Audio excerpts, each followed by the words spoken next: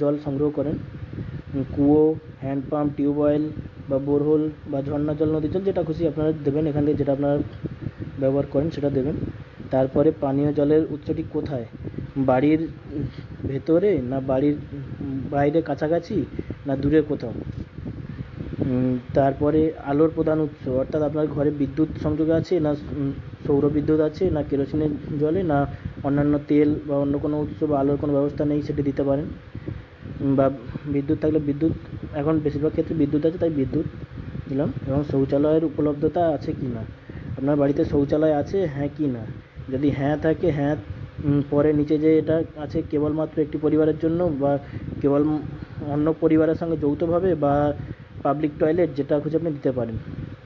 এবং তারপরে শৌচালয়ের ধরন এখানে বলেছে ফ্ল্যাশ, ফোর ফ্ল্যাশ শৌচালয় বা দুটি কুয়ো পিঠযুক্ত পায়খানা বা একটি কুয়ো বা পিঠযুক্ত পায়খানা, আপনার যেটা আছে সেটি দেবেন, বা খাড়া পায়খানা।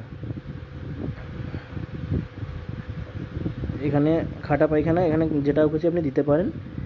ধরুন আপনার দুটি কুয়ো পিঠযুক্ত পায়খানা আছে, সেই দুটি কুয়োযুক্ত পায়খানা, এবার এখানে ধরন সিলেক্ট করতে হবে, ঢাকনাযুক্ত না ঢাকনা খোলা। তারপরে বজ্র জলের নিকাশি কার সাথে যুক্ত, ঢাকা নর্দমা, খোলা নর্দমা, কোনো নর্দমা নেই, যেহেতু আপনাদের কোনো নর্দমা নেই তাই কোনো নর্দমা নেই এখানে দিলাম। তারপরে বাড়ির চৌমন্দির মধ্যে স্নানের ব্যবস্থা আছে কি হ্যাঁ কি না, এখানে স্নানের ঘর আছে হ্যাঁ দেখলে হ্যাঁ, যদি স্নানের ঘর থাকে অথচ কোনো উপরে ছাদ নেই সেখানে দ্বিতীয় অপশানটি সিলেক্ট করবেন, আর যদি না থেকে থাকে তাহলে না থেকে সিলেক্ট করবেন।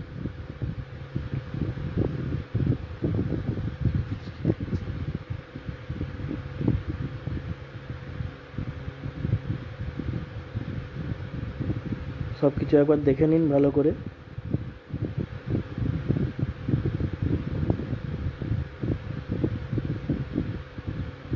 স্নানের ঘর যদি থাকে হ্যাঁ স্নানের ঘর আছে, যদি ছাদবিহীন হয় তাহলে ছাদবিহীন, যদি না থাকে তাহলে না, ভালো করে একটু দেখে নিন।